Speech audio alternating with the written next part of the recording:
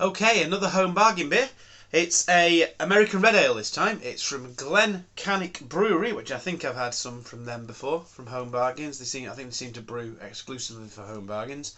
And I say it's an American Red Ale. It's 4.5%. It's best before the 13th of the 9th, 2024. And what can I say about it? I've had a few red ales before. I know that home bargains I think still do the 5 AM Saint, which is a Brewdog red ale, which is pretty decent as far as I'm concerned. I'm not sure about Glen Cannick.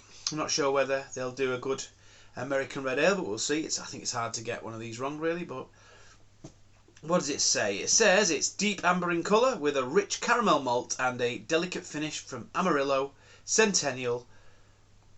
Can't even read that. Huele Melon and El Dorado hops. Micro-brewed in the UK with American hops. So there we go. So it's brewed in the UK by Glen Cannick Brewery using American hops. So let's have a see what happens if we crack it. So there we go. We crack it.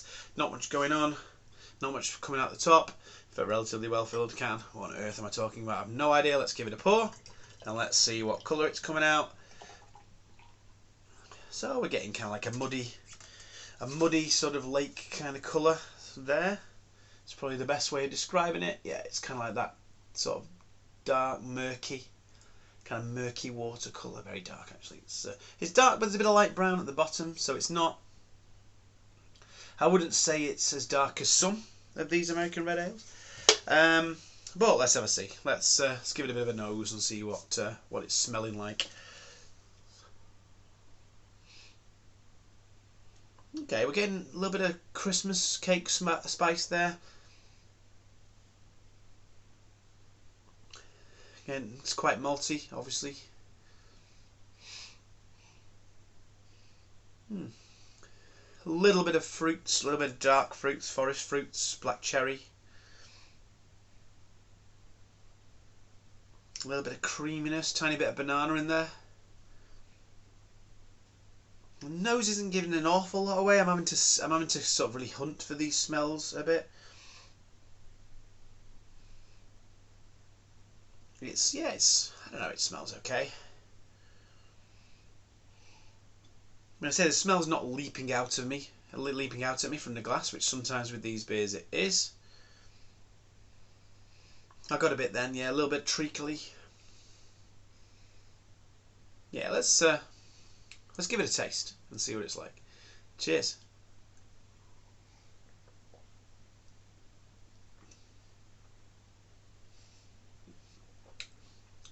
Okay, well, yeah, so there we got the taste. And I can see now why I wasn't getting much from the nose. The taste is very, very, very weak.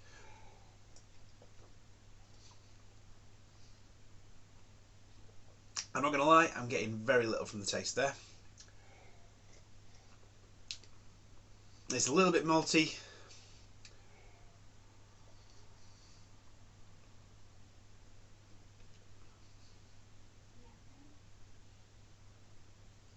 I'm getting a little bit malty.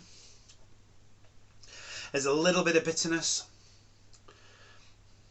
but there's not much flavour there at all.